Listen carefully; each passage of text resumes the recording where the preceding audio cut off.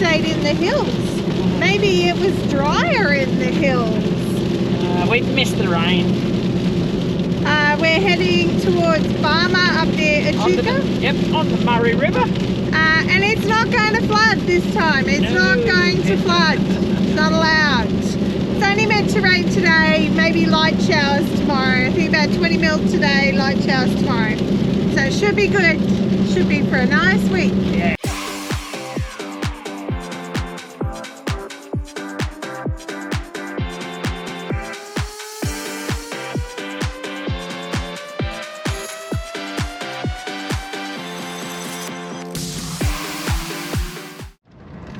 Just wanted to see the Murray River. Went over the bridge, can't see Exit the roundabout onto Haygarth Street. So we'll see what we can find today in Echuca. We got lots of jobs to do because somebody has to renew his license. Meters, turn right onto Hare Street. And do you know if you have to renew your license and you need a photo taken and you're not in the state, it's bloody hard. Oh, it's ridiculous. Let's get rid of state governments. This is bull. So yeah, we've got a lot of little jobs to do in Echuca today before we can have the fun part of exploring. Well, we have just found a new problem with travelling on the road. The funs of travelling. If you want to keep your licence when it's up for renewal, and if your photograph's over or 10 years old, in Queensland, you've got to have a new photograph. And it's a whole kit you've got to get to do it. So if you're overseas or travelling interstate, you've got to have a whole kit, print out like a whole forest of paperwork because you can't do it online. Got to go to Camera House or some photography that does proper passport photos. So had them little honeys there. JP signing, I couldn't get it done at the courthouse because they said their authority doesn't go to Queensland. Queensland's the only state that doesn't recognise them. I needed a proper full-blown JP who's done some wonderful little things, and he's had to stamp and write on the back of my photographs that this is a true photo of me in case I'm somebody else. And he's also had to do that on all the paperwork that I've had to fill out. Show them the paperwork, how much? So there's this one here, there's one behind it. 3. It's yeah, fun and games. If I had to have medical or other reasons, there's a whole lot more paperwork to fill out for that. I really don't understand why in today's technology I can't sit in front of a computer with face imaging quality photos and say, yep, that's me, fill it out, pay the money, thank you very much. But no, we live in a dumbass country that has states. Let's get rid of the state governments. I'm back under the car. It's not bad this time. I'm just going to do my own service or oil change. Plenty of guys do it. I've got a 76 series. So, you know, look, this is just how I do it. If people do it differently, that's fine. At a mate's place, Rod Clark, awesome guy. He's let me use some of his stuff. So I've got a container to catch all the old oil. I've got new Castrol 15W40, that's what I put in mine, 15W40, so because it's an older car, no DPF, I like to run a little bit of a thicker type of oil. Got some tools, and we'll see how we go. Now I've been told to get the plugs out, the bungs out of the oil one. I've never been able to do it without getting oil on myself. So we'll see how we go with the old cruiser. It's in a bit of a dicky spot and I don't want to drop the bloody bung.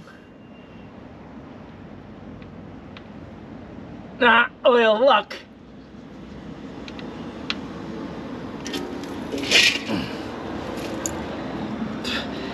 And it's hot because I've been running the car, so look at it.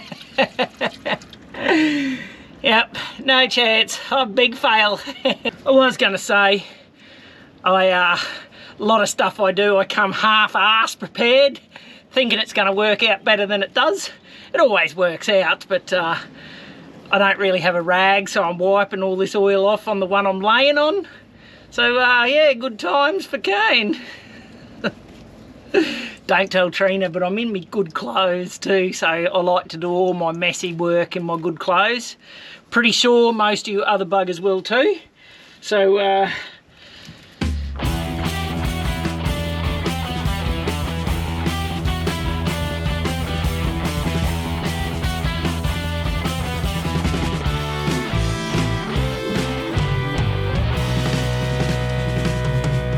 done now. Just got to put oil back into it.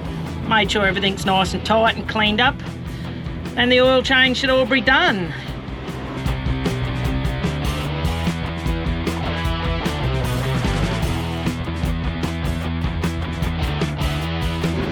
Oil's done. We'll check it later just to make sure the level's good, because there's a bit left over in the bottle. It's taken all 9 litres. Now we're going to just rotate our front tyres around just one side to the other. They're just feathering a little bit, and if I swap them over they might just balance themselves out a bit and make my tyres last a bit longer.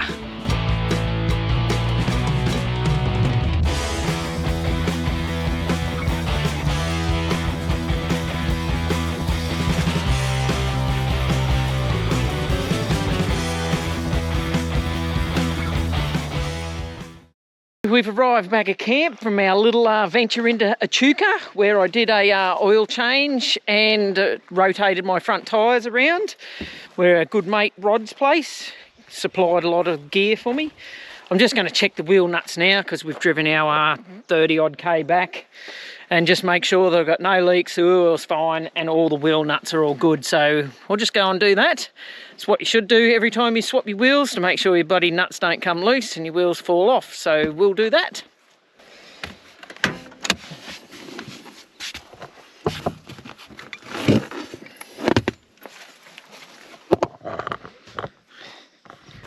Trusty wheel nut holder.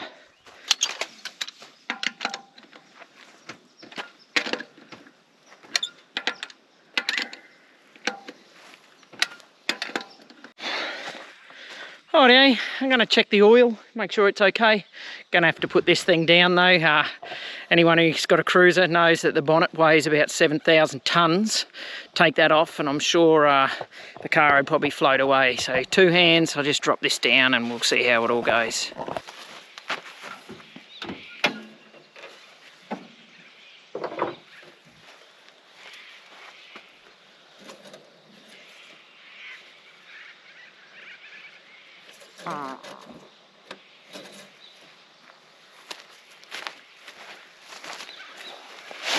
Oh, look at that. Probably can't see it. That's perfect. I normally like to pull the dipstick out, wipe it, put it back in and do the check the second time. Otherwise all the oil's up the dipstick and it sort of doesn't give you a true reading. But that was Spotty Dog, so we got a nice full oil change on the car. It's pretty clean. It'll go black really quick, it always does. But yeah, oil change, tyre rotation, and we'll be on the road hopefully for another 10,000 K. That's how often I do mine, every 10,000. People say they do them earlier. The cruiser's got 330,000 on the clock, so I think that's a pretty good indication that 10,000 has been absolutely fine and I've had no problems. Touch wood, let's hope it stays that way. And we have happy travels for much longer. Okay, this is our 3rd day at Barmer Lakes, but the first day we can actually relax and do something because we're not running around trying to fix Cain's license or get haircuts, something we have to occasionally try and do on the road. So we thought we'll have brekkie and we'll pump up the paddleboards. We have brekkie, paddleboards are all pumped up, and what happens? It rains. Seriously, the moment we started pumping up the paddleboards, it started raining. So, he wants to go paddling. I'm cold. I think we wait till tomorrow. What do you reckon, Cain? But we've got stuff to do tomorrow. We're going back into Echuca and we're doing paddle steamer. Yeah, so what time's that? In the RV, but we could go in there so during the day. So we have all day tomorrow. Yeah, look, one of us doesn't like getting out of bed very early, so by the time we get up, it's nearly time to go. So I think you should probably get yourself out of bed a little bit earlier. They all know way too well now the person who likes staying in bed the longest. But I need beauty sleep. Look at this. Look at this temple. Yeah, you need some beauty sleep, all right. Well, it's a double-edged sword, you know, living with someone with a serious heart condition, because it is lovely having some time to myself. Cain wanted to go paddling. It's raining. He's being an idiot. It's cold. I went, nah, I don't want to go paddling. So he's gone paddling. I'm sitting here just chilling. And I love having a little bit of time to myself. But on the other hand, all I do is worry about, is he okay? Is he okay? Is his heart behaving himself? I know we've got some friends just camping up the river, and I'm assuming he's just gone up to them and chatting to them. Hopefully. But if he doesn't come home soon, I'm going to have to go look just for my peace of mind to know he's okay. Just another thing you have to do. So it's been about an hour since Cain said he was going for a little paddle. I'm pretty sure he's up here with our friends, but he hasn't come back, hasn't checked in, hasn't let me know he's okay. So now I have to go for a walk and find him so that my peace of mind is okay. Tell you, I don't like to worry him that I worry about his heart condition, but seriously, it's got to help me a little bit here. Just check in a little bit. Men, I tell ya. So I'm up near the camp. They're all up there. He didn't see me. He's standing by the fire. There's a paddleboard sitting in there nicely. And he's probably been up here talking for an hour and no idea that I even worry. Seriously. And he wonders why I have anxiety about it. Coals up on it. Oh, that smell. Just reload the coals, don't tell anybody. Oh, here comes another canoe.